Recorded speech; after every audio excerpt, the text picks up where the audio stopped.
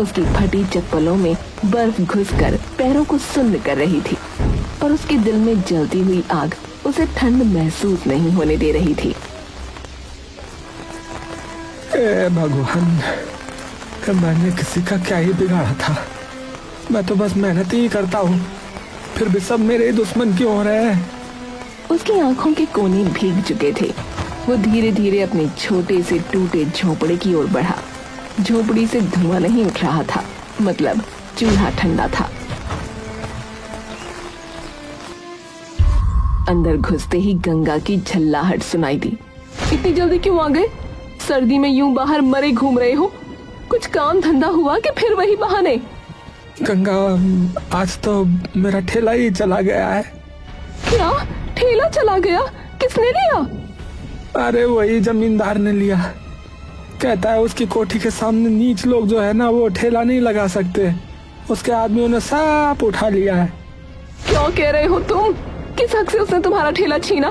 क्या वो भगवान है? जाओ जाकर पुलिस में शिकायत करो। अरे गंगा, पुलिस हमारी नहीं सुनती है। जमींदार के आदमी जो है ना वहां तक बैठे हैं, उल्टा हमें ही जेल में डाल देंगे वो। अरे तो अब क्या करेंगे? घर में आटा नहीं, दाल नहीं। चंदन 2 दिन से सूखी रोटी खा रहा है। मैं तो सह लूंगी भूख, पर तुम बताओ बच्चे को क्या खिलाऊं? क्या उसका भी पेट काट दूं? अरे अब भगवान जो करेंगे वो अच्छा ही करेंगे। तू परेशान मत हो गंगा, परेशान मत हो। अच्छा करेगा? हर बार यही बोलते हो। भगवान अगर अच्छा करता तो आज हमारे सर पर पक्की छत होती, न कि टपकती हुई झोपड़ी। गंगा की बातों में दर्द था, पर तानों का जहर भी। गोपी उसके शब्दों में छिपे दर्द को समझता था, पर जवाब देने की ताकत उसमें नहीं थी। वो बस एक टूटी सांस भरकर बोला, देख गंगा, कल से मैं जो है ना, मैं जंगल जा रहा हूँ। लकड़ियाँ जमा करके लाऊंगा, ठीक है? उन्हें बेचेंगे ना तो कुछ पैसे वैसे आ जाएगा। चूल्हा भी जल जाएगा और शायद जो है 2 वक्त की रोटी भी मिल जाए। और राशन वो कहाँ से लाओगे? चलो ठीक है, वो जो है ना सेठ मूलचंद, उनके पास जाता हूँ, शायद दे दे उधार। वो सेठ वही जो हर बार ताना मारता है? खैर जाओ, कोशिश कर लो। गोपी ने अपनी फटी हुई कमीज का बटन बंद किया, फटे जूतों को खींचा और सेठ मूलचंद की दुकान की ओर चल पड़ा।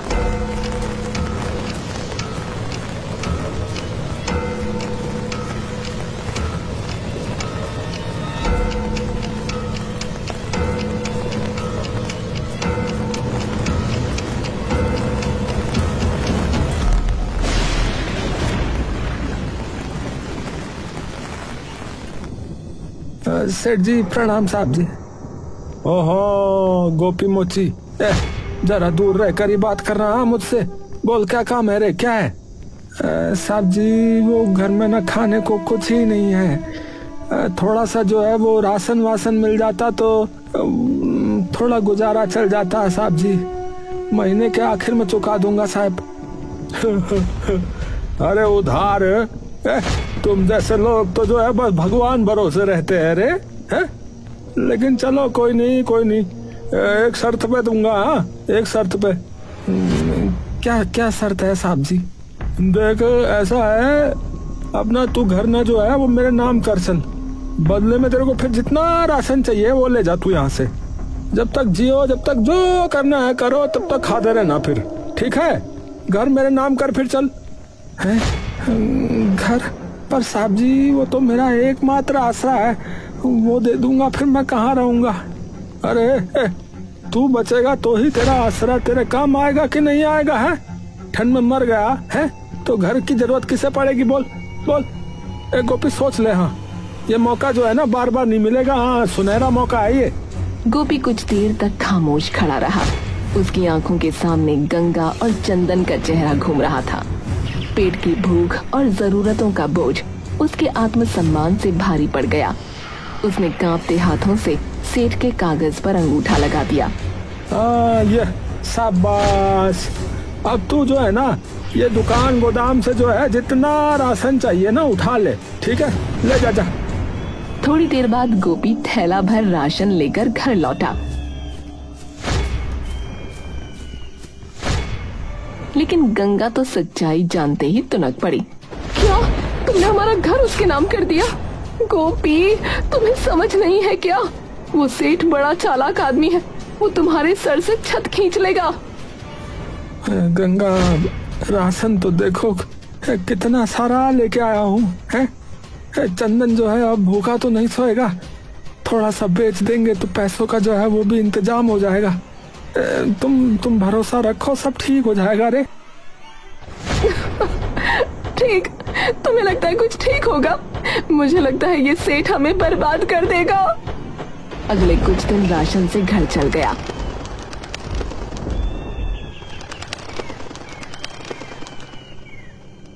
फिर एक सुबह गोपी ने सोचा जो कुछ बचा है बाकी भी ले आऊं, ताकि सर्दियों की असली मार से कुछ राहत रहे।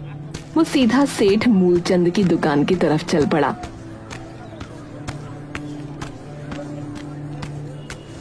अरे साहब, नमस्कार नमस्कार। उस दिन के लिए बहुत आभारी हूँ, आपने राशन दिया। साहब, अगर थोड़ा और राशन मिल जाता तो थोड़ा और दया हो जाती, घर में जो है कुछ नहीं बचा है। अरे गोपी, आज तो कुछ नहीं है रे मेरे पास। हाँ, अरे वो जो ट्रक आ रहा था ना, वो रास्ते में कहीं फंस गया है। बल बर्फबारी से रास्ते सारे बंद हो रखे, अब जब आएगा तब ले जाना है। अभी जा तू, अभी कुछ नहीं है, जा। अरे साहिबो, अरे पर हमारा राशन जो है वो खत्म ही होने वाला है, एक दाना नहीं है घर में खाने के लिए, अब हमें जरूरत है साहब। अरे गोपी, बोल दिया है तुझे, है रास्ते बंद हो रखे हैं। मैं तो कह रहा हूँ अभी जा, अब घर संभाल अपना, यहाँ अभी कुछ नहीं मिलेगा, जा अभी। गोपी ने दुकान का गोदाम, तख्त, पूरी दुकान, हर कोना देखा।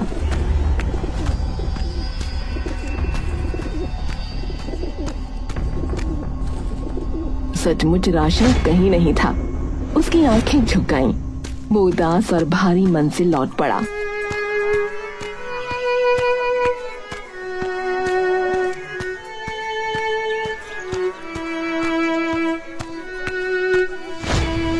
अरे गंगा, वो सेठ कह रहा है कि माल जो है ना वो कहीं रास्ते में फंस गया है। बल कुछ नहीं है।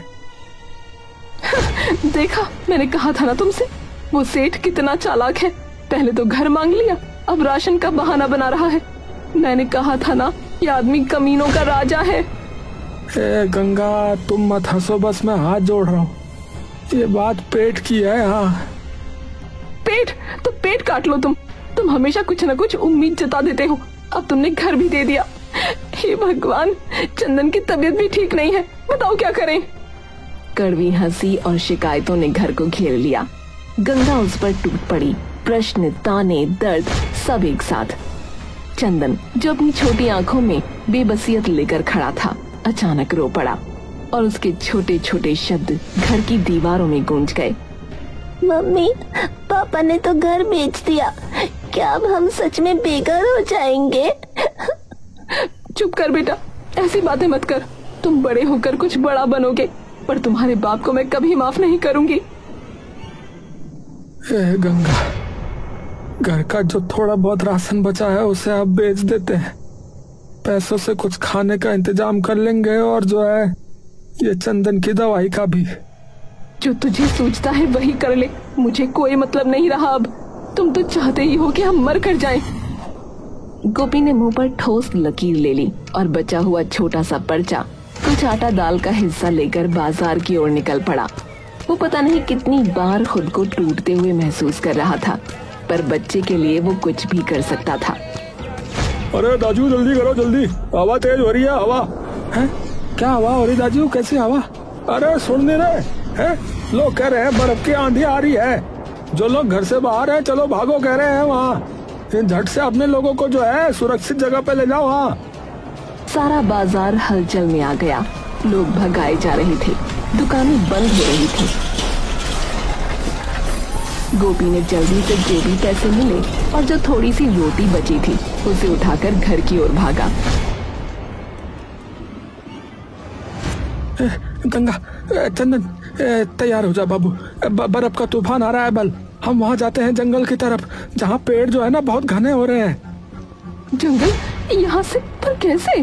अरे जाना पड़ेगा, जंगल में पेड़ों के बीच में हम जो है ना छिप जाएंगे। वहाँ जो है आग भी जला के जो है थोड़ा बहुत गर्म रह सकते हैं ना। सब गांव वाले जो है वो भी जा रहे हैं। जल्दी करो जल्दी करो। जैसे ही गोपी ने ये कहा, गंगा ने फटाफट जरूरी सामान समेटा और सब जंगल की ओर निकल पड़े। बर्फ के छोटे छोटे गुब्बारे हवा में नाच रहे थे और आसमान होकर काला हो रहा था।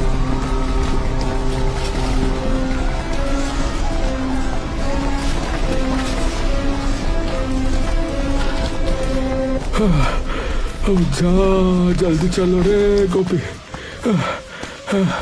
अरे ये पहाड़ की कठिन जिंदगी, बुढ़ापे में सांस चढ़ रही है मेरे को। ओ भगवान, हमारी जिंदगी अचानक ही कितनी नाजुक हो गई। लोगों का छोटा सा काफिला जंगल की ओर बढ़ा। हर किसी के चेहरे पर डर, पर दिल में एक उम्मीद, कहीं तो गर्मी मिल जाएगी। गोपी ने मुड़कर देखा, सब कुछ बर्बाद हो चुका था। वो लोग जंगल में जाकर सो गए। गंगा गंगा, जल्दी उठो जल्दी उठो। जंगल में पानी भर रहा है, पानी भर रहा है, जल्दी उठो। हे भगवान, कहीं सुकून नहीं है, अब क्या करेंगे? अरे जल्दी से फटाफट पेड़ में चढ़ जाओ, जल्दी चढ़ जाओ। मैं भी जो है चंदन को लेकर पेड़ पे आता हूँ, तुम चढ़ो चलो चलो। वो लोग पेड़ पर चढ़ गए। गोपी ने देखा कि बचा हुआ जो कुछ भी था, थैला, थोड़ा राशन, कुछ कपड़े, सब पानी के साथ बह चुका है। अब तो पेड़ों पर ही रहना पड़ेगा, जमीन पर लौटना मुमकिन नहीं। ओहो, मैं पेड़ पर जो है ना सही से रहने के लिए कुछ करता हूँ। अच्छा, कुछ करता हूँ मैं। क्या? अरे देखती जा देखती जा। गोपी ने पेड़ के तने को एक हिस्से को काटकर और जोड़कर एक छोटा सा तख्ता बनाया। उसकी कारीगरी में कुछ खास बात थी। धीरे धीरे उसने एक छोटी सी झोपड़ी का ढांचा तैयार किया जो शाखाओं पर टिकी हुई थी। तुमने ये क्या किया? ये तो कमाल है गोपी। अरे बस ये छोटी सी झोपड़ी बन गई, हवा और पानी से बचने के लिए है। पर अभी इसमें एक कमी है रे, ये पाख नहीं है इसके ऊपर। छत जो है ना, छत नहीं है। हवा से ये उड़ जाएगा और फिर ठंड हमें जो है ना वो हिला देगी। तो इसको जो है किसी तरह पाग बनाना होगा, ढकना होगा इसे, है। और जरा ही देर में झोपड़ी जैसे घोंसले में बदल गई। चंदन उसकी कला देखकर ताली बजाने लगा और बाकी लोग भी चकित होकर उसकी तारीफ करने लगे। वाह पापा, आपने तो कमाल कर दिया। मैं बड़ा होकर आपके जैसा बनूंगा। गोपी, तू सच में कारीगर है। अगर तू चाहे तो पूरे गांव के लिए ऐसे घर बना सकता है। तभी सेठ मूलचंद भी पेड़ के पास आया। वो झोपड़ी को देखकर थोड़ी देर खामोशी से खड़ा रहा और फिर बोला, अरे ये घर तो बड़ा अच्छा बना है। ऐसा लग रहा है इस पेड़ पे जो घर है ना वो अब मेरा ही होना चाहिए। अरे साहब, अरे ये आपका घर कैसे हो सकता है? अरे कुछ भी तो मत बोलो। गोपी, मैं कह रहा हूँ ना, अरे जो अंगूठा लगाया था ना कॉन्ट्रैक्ट पे, कागज पे अंगूठा नहीं लगाया था तेरा, उसमें लिखा था हाँ, जो तेरा घर होगा वो मेरा घर हो जाएगा। हाँ, तुम्हारा असली घर तो तूफान ने बर्बाद कर दिया ना, कर दिया कि नहीं कर दिया? बोल। तो अब यही मेरा घर हुआ नहीं हुआ? हुआ नहीं हुआ? बोल। कॉन्ट्रैक्ट के जो है मुताबिक हो रहा है ये। हाँ, ये घर जो है तेरे को मुझे देना होगा अब। हाँ। गोपी को आग सी उठी, पर इस बार मोर्चा गंगा ने संभाला। वो बोली, लोभी कहीं के, इस आपदा में भी लोभ नहीं छोड़ता। शर्म आनी चाहिए तुम्हें। क्या तुझ में बिल्कुल इंसानियत नहीं है? अरे शर्म है गोपी, है जिसने करी ना शर्म उसके फूट गए कर्म, समझा? ये कहेगा बड़े बुजुर्ग हमारे। हाँ हाँ। बहस तेज हो गई। सेठ, अगर तुमने हमारे घर पर नजर डाली तो यहीं पानी में डुबा दूंगी तुमको। अरे हाँ हाँ, और जैसे तो फिर मैं चुप ही रहूंगा। है, मैं चुप ही रहूंगा। है, चूड़ियाँ नहीं पहनी है मैंने। हाँ, चूड़ियाँ नहीं पहनी है मैंने। चूड़ियाँ पहनी है और वही तेरे सर पर तोड़ूंगी। अरे अरे बस करो भाग्यवान। अरे चुप हो जा, तू चुप हो जा। ठीक है ठीक है ठीक है गोपी, ठीक है। चल, मैं तेरा ये घर नहीं लूंगा। हाँ, नहीं लूंगा, मैं तेरा ये घर नहीं ले रहा। पर फिर तुझे जो है ना मुझे भी ऐसा ही घर बना के देना होगा, समझा? समझ गया ना? यही मेरी शर्त है। हाँ, गोपी ने बिना हिचकिचाए सर हिलाया और जोर से कहा, ठीक है, मैं बना के दे दूंगा, ठीक है। पर एक बात जान लो साहब, हाँ, जो इंसान जो है ना आपदा में भी लोभ नहीं छोड़ता है ना, उससे नीच कोई नहीं है। हाँ, वो आज नहीं तो कल पछताता जरूर है। हाँ, देवता उसे ना छोड़ते नहीं है। हाँ, बता रहा हूँ। गोपी, मेरे को ना देवता की धमकी मत देना, बता रहा हूँ। हाँ, ज्ञान मत दे मुझे। चल चल काम शुरू कर, तेरे जैसे बहुत देखता हूँ मैं। हाँ,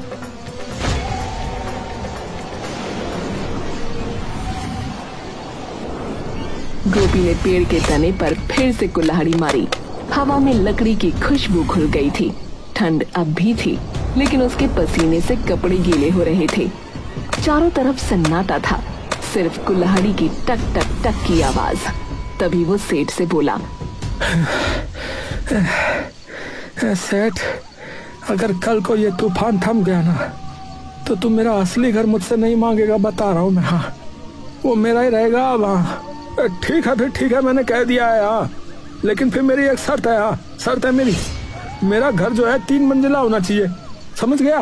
3 मंजिला बनेगा। हाँ, वो भी ऐसा कि दूर से चमके। समझा नहीं समझा तू? है, मैं कोई आम आदमी नहीं हूँ, समझा? मैं सेठ हूँ, सेठ, समझा?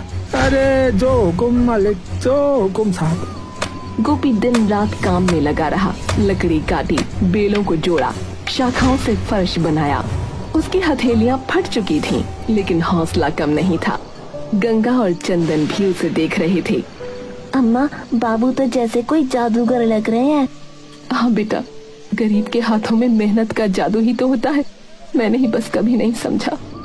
आखिर वो दिन आया जब 3 मंजिला लकड़ी का घर बनकर खड़ा हुआ। पूरा जंगल उस घर को देखकर दंग रह गया। ओ जा मेरी बाबा, अब हुई ना बात ये। अब तो कोई राजा भी देखेगा ना, वो भी जल जाएगा। हाँ, इतना बढ़िया हो गया ये तो।